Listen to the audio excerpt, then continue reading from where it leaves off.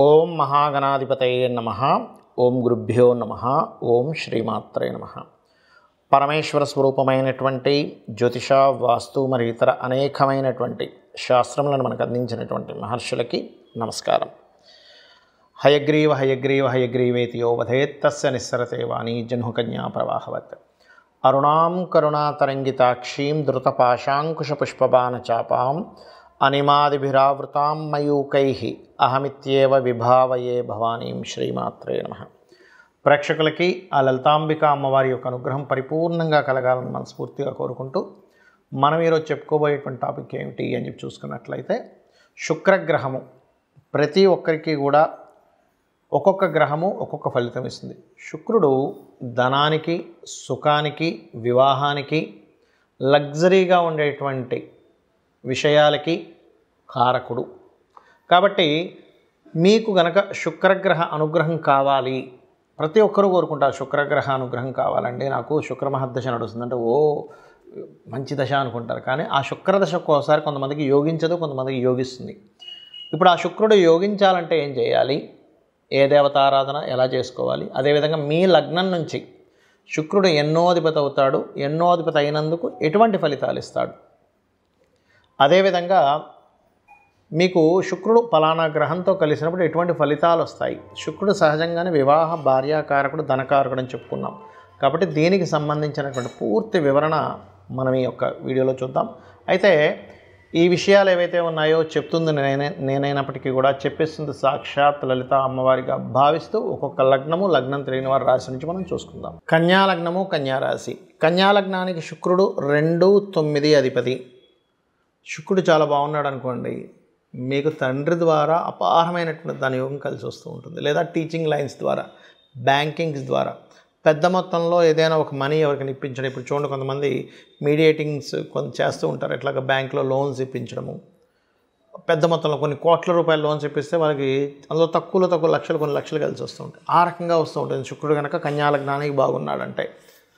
అదే శుక్రుడు పాడయ్యాడంటే ఇక్కడ మీరు డిఫరెన్స్ ఎలా తెలుసుకోవాలంటే, పాడవడము, బాగుండడము. అంటే పాడవడము అంటే శుక్రరాశుల్లో పాపగ్రహాలు ఉండడము, శుక్రరాశుల్లో ఒక నీచబడ్డ కేతు ఉండడం, లేకపోతే ఇలా పాపగ్రహాలు ఉండడము, ఆ పాపగ్రహాలకి బ్యాడ్ సిగ్నిఫికేషన్స్ రావడం.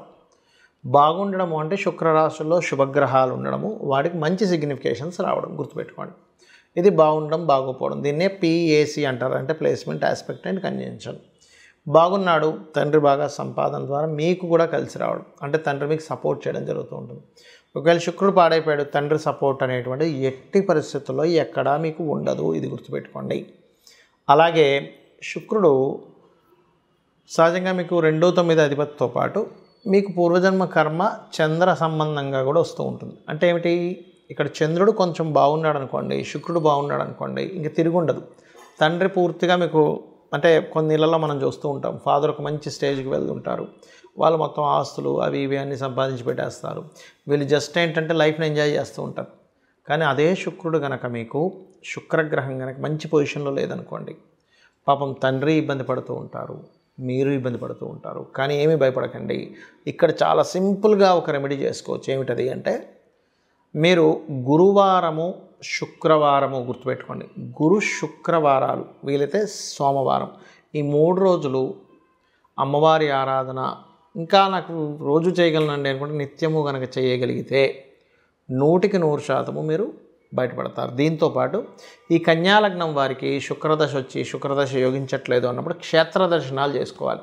అంటే దూరంగా ఉండేటువంటి, ఇప్పుడు ఉదాహరణకి హైదరాబాద్లో ఉన్నాము, దుర్గాదేవిది ఉదాహరణకి మనకి విజయవాడ, లేదా కాళికా అమ్మవారు కలకత్తా, లేనట్లయితే తార, లేదా శక్తిపీఠాలు ఉంటాయి. శక్తిపీఠముల దగ్గరికి వెళ్ళి చక్కగా అక్కడ దర్శనం చేసుకున్నట్లయితే ఖచ్చితంగా మీకు ఉండేటువంటి దోషం పరిపూర్ణంగా తొలగిపోవడం జరుగుతుంది. చాలామందికి శుక్ర సంబంధించినటువంటి మహాదశలు వచ్చినప్పుడు యోగించదు. ఎందుకు యోగించదో కూడా చెప్తా ఇప్పుడు నేను మీకు. శుక్రుడు గుర్తుపెట్టుకోండి, శుక్ర రాశుల్లో ఏదైనా పాపగ్రహాలు ఉన్నా, చాలా ఇన్డెప్త్ సంబంధించిన విషయం ఇది. శుక్ర రాశుల్లో పాపగ్రహాలు ఉన్నా, శుక్రుడిని పాపగ్రహాలతో కలిసిన శుక్రదశ యోగించదు.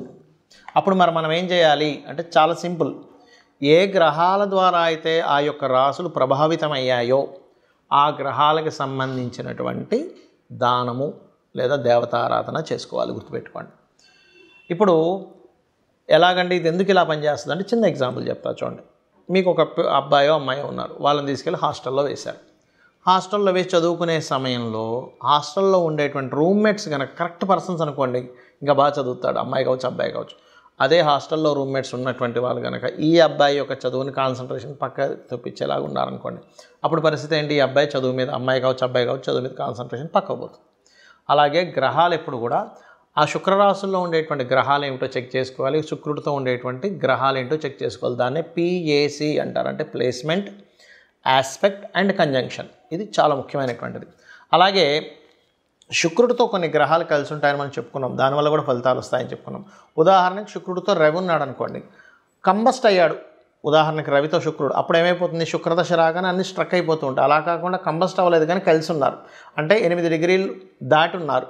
అప్పుడేమవుతుంది? శుక్రదశ వచ్చినప్పటి నుంచే రాజకీయంగా వెళ్ళడం కానీ, అధికారికంగా వెళ్ళడం కానీ, సంతానం మూలంగా గ్రోత్ అవ్వడం కానీ, గవర్నమెంట్ రిలేటెడ్ సంబంధించిన ధనయోగాలు కానీ జరుగుతూ ఉంటాయి. అదే శుక్రుడు చంద్రుడితో కలిసి ఉన్నాడు, అప్పుడేంటి? కళారంగ సంబంధంగా వెళ్ళడం, మాటిమాటికి మార్పులు, అంటే ఒకే దగ్గర ఉంటే మీకు యోగించదని మీరు అర్థం చేసుకోవాలి.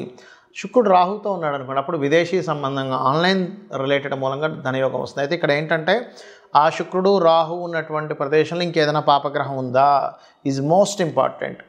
అదేవిధంగా శుక్రుడు కేతు ఉంటే కనుక లక్ష్మీ గణపతి ఆరాధన చేసుకుంటూ కేతుగ్రహం దగ్గర శుక్రగ్రహం దగ్గర దీపారాధన చేసుకుంటే యోగిస్తుంది. కాకపోతే శుక్రకేతు కాంబినేషన్ అనేటువంటిది ఆధ్యాత్మికంగా వెళ్ళేటువంటి వారికి, అంటే పౌరహిత్యం చేసేటువంటి వారికి ఇబ్బంది ఉండదు. వాళ్ళకి ఆ రూపంలో డబ్బులు అనేటువంటి వస్తూ ఉంటాయి. సాఫ్ట్వేర్ రిలేటెడ్ సంబంధంగా కూడా ధనయోగం రావడం జరుగుతుంటుంది. అదే శుక్రుడు బుధుడు కలిసి ఉన్నాడు, వ్యాపారం మూలంగా ధనయోగం. అయితే ఇక్కడ బాగా అర్థం చేసుకోండి, శుక్ర బుధుడు కలిసి ఉన్నంత మాత్రాన్ని వ్యాపారం అని వెళ్ళకండి. శుక్ర రాశుల్లో ఉండే గ్రహాలేంటి, బుధ రాశుల్లో ఉండే గ్రహాలేంటి? ఉట్టి శుక్ర బుధులే ఉన్నారా, ఇంకేదైనా గ్రహం కలిసి ఉందా? ఎందుకంటే ఇప్పుడు శుక్రుడు బుధుడు కుజుడు కలిసి ఉన్నాడు, అప్పుడేమవుతుంది? వ్యాపారంలోకి వెళ్ళడం ద్వారా ఘర్షణలు వస్తూ ఉంటాయి.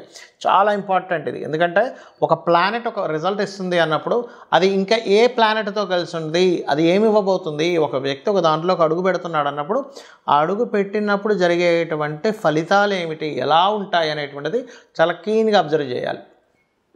అదేవిధంగా మరొకటి ఏంటంటే శుక్ర శని కాంబినేషన్ ఉంది, పురుష జాతకం అనుకోండి. ఇది ఉదాహరణకి ఖచ్చితంగా వారికి వచ్చేటువంటి భార్య ఎవరైతే ఉన్నారో తను కూడా జాబ్ చేస్తుందని చెప్పొచ్చు. అలా కాకుండా కేతు కూడా కలిసినాడు, జాబ్ చేయదు. అంటే ఏంటి? ఒక ప్లానెట్ ఉన్నప్పుడు ఒక రిజల్ట్ ఇస్తుంది, కానీ అది ఇంకొక ప్లానెట్ వచ్చినప్పుడు దాని రిజల్ట్ మార్చుకుంటూ ఉంటుంది. అలా కాకుండా శుక్రుడు శని కాకుండా బుధుడు కూడా ఉన్నాడు, వచ్చేటువంటి జీవిత భాగస్వామి జాబ్తో పాటు బిజినెస్ కూడా చేస్తుందని చెప్పొచ్చు. అలా కాకుండా శుక్రుడు కుజుడు మన శని ఉన్నారు, అప్పుడేంటి? వచ్చేటువంటి జీవిత భాగస్వామి కాస్త అగ్రెసివ్గా ఉంటుంది, స్ట్రైట్ ఫార్వర్డ్నెస్గా ఉంటుందని చెప్పొచ్చు. అంటే ఏంటి? శుక్రుడు వల్ల మనం వచ్చేటువంటి జీవిత భాగస్వామి ఎలా ఉంటుంది, తను ఏం చేస్తుంది, తన యొక్క స్వభావం ఏమిటి, తను వచ్చినప్పటి నుంచి వీళ్ళకు ఉండేటువంటి లైఫ్లో ఎటువంటి చేంజెస్ ఉంటాయి. ఒకవేళ ఏదైనా దోషం ఉన్నట్లయితే ఇది వివాహానికి కూడా చూపిస్తుందని చెప్పుకున్నాం మనం. ఒకవేళ వివాహ సంబంధించిన దోషం ఏదైనా ఉన్నట్లయితే దానికి సంబంధించింది ఎలా చేసుకోవాలి, ఎందుకంటే శుక్రగ్రహం పర్టికులర్గా మీకు అది డ్యూయల్ సైన్లో ఉంటే ఒక రిజల్ట్, ఫైరీ సైన్లో ఉంటే ఒక రిజల్ట్స్, చరరాశులు ఉంటే ఒక రిజల్ట్స్ అనేవి ఇస్తూ ఉంటాయి. శుక్రుడు అబ్జర్వ్ చేసే వివాహ జీవితం ఎలా ఉంటుందో చెప్పొచ్చు. 7వ స్థానాన్ని 12వ స్థానాన్ని అబ్జర్వ్ చేసుకొని ఎటువంటి ఫలితాలు వస్తాయి. ఒకవేళ శుక్రుడు గురువుతో ఉన్నాడు, గైడింగ్ నేచర్ ఉండే జీవిత భాగస్వామి వస్తుంది. అంటే ఏంటి? తను ప్రతిదీ చూసుకుంటూ ఉంటుంది. ఆ రకంగా ఏంటంటే మనం అసలు శుక్రుడు ఉండేటువంటి స్థితి ఏమిటో అనేటువంటి చూసుకోవాలి. కుజుడితో ఉన్నాడు, ఫైరీ నేచర్. అలా ఒక్కొక్క దాన్ని బట్టి ఇప్పుడు అదే కుజుడు కనుక బాగా పాడైపోయాడు, అప్పుడు ఏమవుద్ది? జీవిత భాగస్వామికి మాటిమాటికి ఏదో యాక్సిడెంట్స్ అవ్వడము, మిస్క్యారేజ్ అవ్వడము, లేకపోతే ఆపరేషన్స్ అవ్వడం, ఇట్లాంటివి జరుగుతూ ఉంటాయి. కాబట్టి ఏంటి?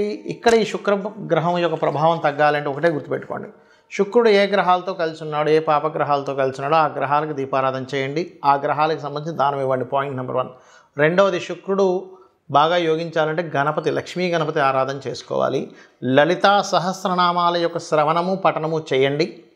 అదేవిధంగా వీలైనంత మట్టుకు శక్తిదేవత ఆలయాలకు ఎక్కువగా సందర్శిస్తూ ఉండండి.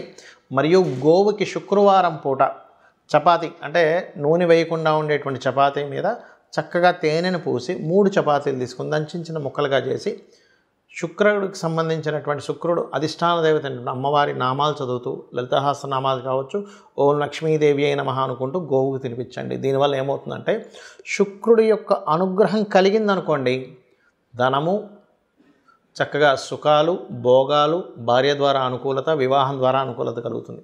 శుక్రుడు అనుకూలించినప్పుడు ఏం జరుగుతాయంటే స్త్రీల ద్వారానే గొడవలు, వివాహం ద్వారా గొడవలు, ధనం ఎవరికైనా ఇచ్చి గొడవలు ఇవి జరుగుతూ ఉంటాయి. కాబట్టి వీటి నుంచి మీరు బయటపడాలి. ఎందుకంటే స్త్రీ శాపం కూడా శుక్రుడి ద్వారానే చూస్తాం మనం. ఇవి జరగాలంటే నిత్యము అమ్మవారి ఆరాధన చేయండి. శుక్రగ్రహం యోగిస్తుంది. తద్వారా మీ యొక్క జీవితంలో సుఖము, సంతోషము, ధనప్రాప్తి అన్నీ కూడా కలుగుతాయి. కలగాలని మనస్ఫూర్తి కోరుకుంటూ శ్రీమాత్రే నమః.